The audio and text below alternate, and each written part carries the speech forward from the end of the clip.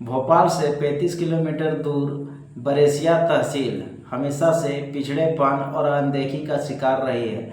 जंगलों से घिरा इलाका जहां अपराध दर उम्मीद से कहीं ज़्यादा है। गांव-गांव में दुश्मनी, जमीन जायदाद के झगड़े और घरेलू तनाव यहां आम बातें हैं। लेकिन इस बार मामला और भी खतरनाक था।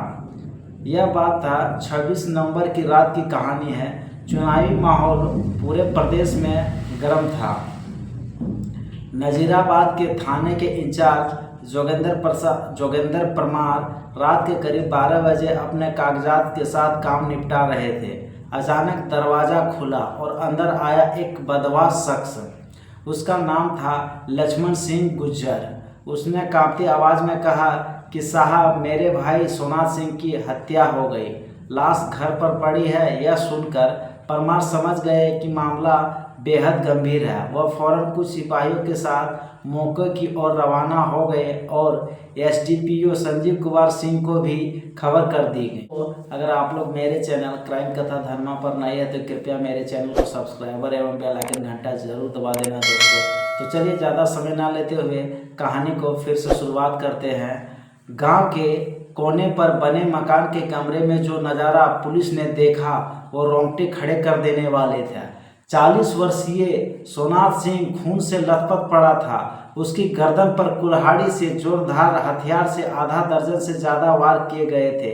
यह हत्या गुस्से और नफरत का नतीजा लग रही। पुलिस ने मौके पर ही लक्ष्मण सिंह से सवाल किया कि उसने जो बताया उसने से जांच की दिशा बदल दी। साहब, जब मैं खेत से लौट रहा था तो मैंने अपनी भाभी भूली बाई को बेटी के साथ भागते देखा।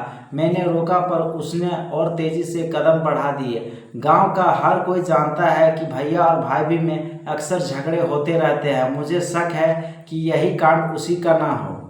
गांव वालों ने भी लक्ष्मण की बात पर हामी भरी। भूली बाई और सोनाथ के बीच रिश्ते कड़वे थे। लोग कहते थे रोज झगड़े होते थे। कई बार तो मामला मारपीट तक पहुंच जाता था। और प्रत्येक दिन जब भी ये दोनों मियाँ बीवी मिलते थे तो हमेशा ये दोनों में झगड़ा होते थे। अब इसमें जो है पुलिस की रणनीति क्या होती। पुलिस ने सबसे पहले भूली भाई को तलाशना शुरू किया। सुबह होते होते हुए अपने मायके गढ़िया गांव में जो थी वहाँ पकड़ ली गई।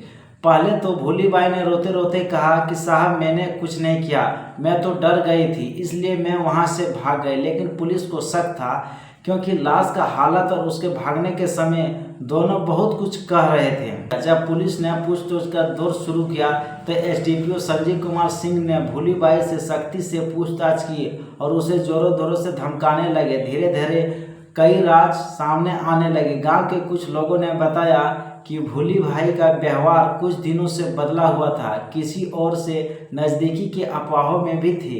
पुलिस ने जब फोन रिकॉर्ड और गांव वाले के बयान मिलाए तो शक और भी गहरा हो गया।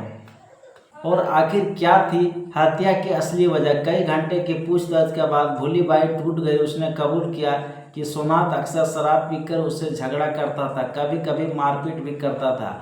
उस रात भी दोनों में झगड़ा हुआ। सोनाथ ने गाली गलौज की और हाथ उठाया। गुस्से में भूली बाई ने कुल्हाड़ी उठा ली और वार कर दिए। वह कहती रही कि मुझसे बर्दाश्त नहीं हुआ, मैं बस चाहती थी कि ये सब खत्म हो जाए। पुलिस ने इस पर निष्कर्ष ये निकाला। पुलिस ने इस केस को घरेलू कलह और गुस्से का नतीजा माना और भूली बाई पर अपने पति की हत्या का केस दर्ज कर लिया गया। गांव की प्रतिक्रिया। गांव में इस घटना ने हलचल मचा दी। लोगों का कहना था कि अगर सोनाथ ने भूली भाई को तंग किया तो उसके पास और भी रास्ते थे, लेकिन हत्या यह तो सोच से परे है।